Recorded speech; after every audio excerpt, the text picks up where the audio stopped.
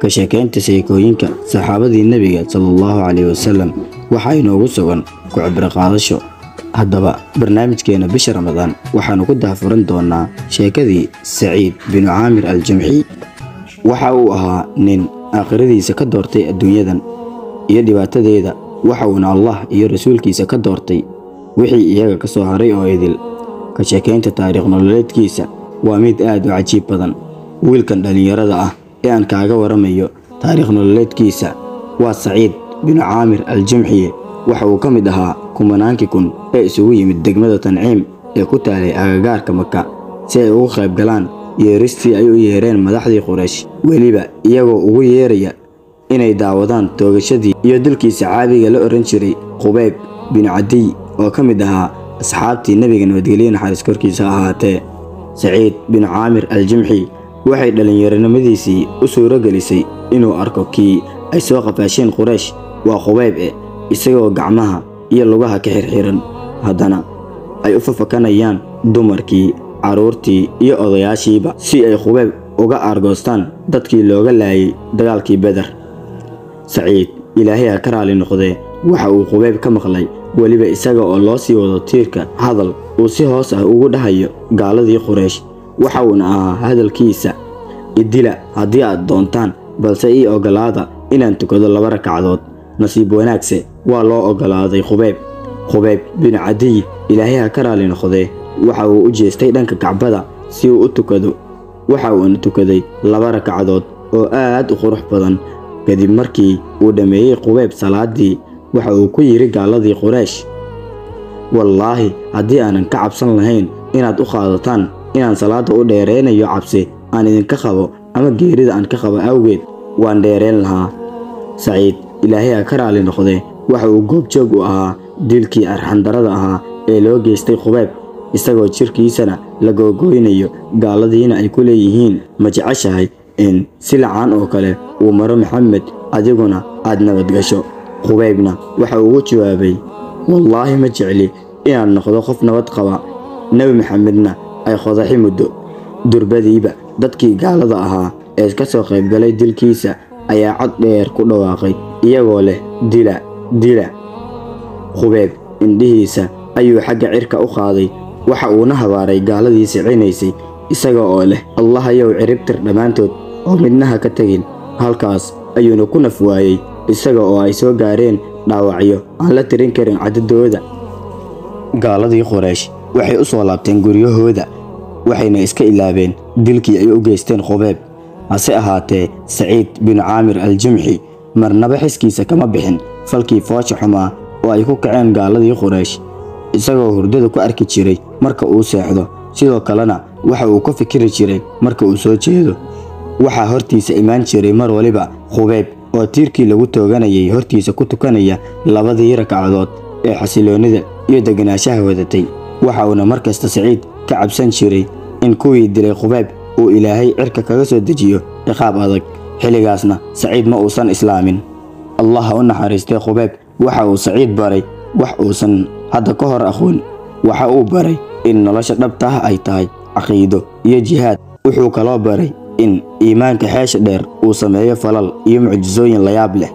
marka ay arrintu halkaa marayso, Ilaahay ayaa u waasiciyay laabta Saciid islaamnimada.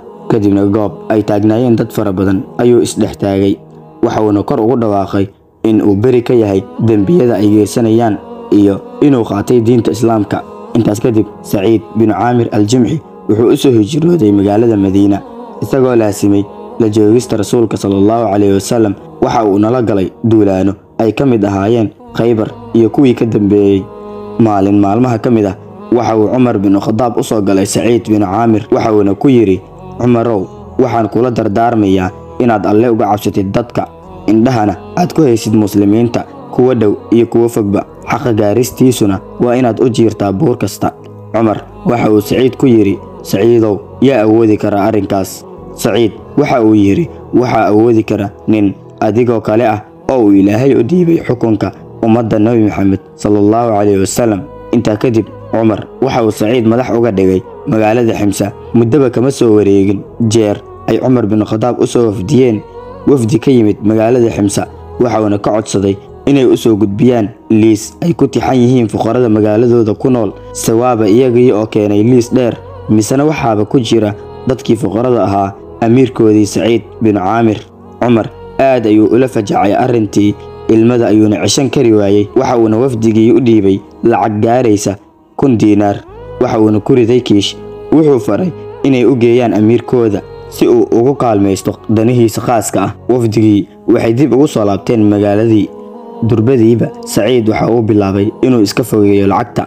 Waxa uuna yiri inna lillahi wa inna ilayhi raaji'uun, sida inay musiibo ku habsatay oo kale. Afadiisa ayaa orod uga soo baxday aqalkii ay ku jirtay iyadoo leh maxaa ku helay? Ma amiirkii muslimiinta ayaa dhintay mise muslimiintii ayaa dagaal lagu jebiyey? Waxa uu yiri maya, arrin intaas ka weyn ayaa dhacday oo adduunyadii ayaa gurigayga igu soo gashay si ay iiga fidnayso aakhiradayda. Ma igu caawinaysaa inaan ka takhaluso? Xaaskiisa ayaa ku tiri haa. Intaa kadib waxa uu qaaday lacagtii oo dhan, waxa uuna u qaybiyey masaakiintii. Waqti badan kamaba soo wareegin jeer uu Umar bin Khattab radiyallahu anhu kormeer ugu yimid magaalada uu ka talinayay Saciid. Xog waraysi kadib dadkii deegaanka ahaa ayaa Saciid ku soo eedeeyay 4 qodob. Cumar Ilaahay ka raali noqday waxa uu ahaa mid cadaalad badan. Waxa uu isugu yeeray dadkii deganaa magaalada iyo amiirkooda goob fagaare ah si uu ugu kala garsooro. Waxa uuna Allah ka bariyay inuusan ku hoojin malihii wanaagsanaa ee uu ka filayay Saciid. Cumar ayaa dadkii weydiiyay waxay Saciid ku eedeynayaan. Waxay ku bilaabeen hadalkooda nooma soo baxo ilaa ay maalintii in badan tagto. Saciid waxa uu kaga jawaabay midaasi ma jeclayn inaan sheego, laakiin waa lagama maarmaan. Anigu ma lihi qaadim ama adeega oo subax kasta cajiinka ayaan qasaa, waan sugaa ilaa uu khamiiro, deetana waan dubaa, markaas ayaan soo weysaystaa oo soo baxaa, ayuu uga jawaabay. Mar kale dadkii waxay Cumar ku dhaheen bishii maalin ayuusan soo bixin. Waxa uu Saciid uga jawaabay arrinkaas amiirkii mu'miniintow, sidii aan kuu sheegayba anigu ma lihi qaadim, sidaa darteed bishii hal maalin ayaan dharkayga dhaqdaa, waan sugaa ilaa uu khalalo, markaas ayaana soo baxaa. Cumar ayaa dadkii ku yiri mar kale maxaad kaloo sheegaysaan? Waxay dhaheen mararka qaar ayuu miirbeelaa. Saciid ayaa arrinkaasi kaga warceliyay amiirkii mu'miniintow, waxaan goobjoog u ahaa dilkii Khubayb bin Cadiy anigoo mushrik ah. Aniguna markaan soo xasuusto sidii aan ugu gargaari waayay ayaa waxaan u maleeyaa inuusan Ilaahay dambigayga dhaafayn, markaas ayaana miirbeelaa. Aad ayuu ugu farxay natiijadii ka soo baxday dacwada. Waxa uuna yiri Allah ayaa mahad iska leh oo aan igu hoojin malahayga. Kadibna Saciid bin Caamir ayuu mar kale u dhiibay 1000 dirham si uu ugu kaalmaysto umuurihiisa gaarka ah. Afadii Saciid ayaa aragtay markan lacagtii, waxayna ku tiri Allah ayaa mahad iska leh oo inoogu deeqay inoogu soo iibi wixii aan u baahneen oo qaadim iyo adeeg ahba. Waxa uu ku yiri wax ka fiican baan ku qabsanaynaa oo waxaan u dhiibanaynaa cid aan ka soo ceshan doono goor aan u baahannahay. Waxay ku tiri xaaskiisa waa kuma? Waxaan amaahinaynaa Alle oo waxaan u qaybinaynaa adoomadiisa kuwooda ugu faqiirsan.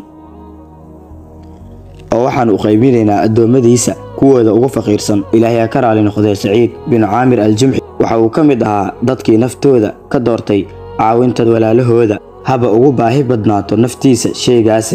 Waxaan Allah ugu baryaynaa Saciid inuu u naxariisto, inaguna uu ina siiyo tusaalihiisa deeqsinimo, cabsi iyo cibaadeedba.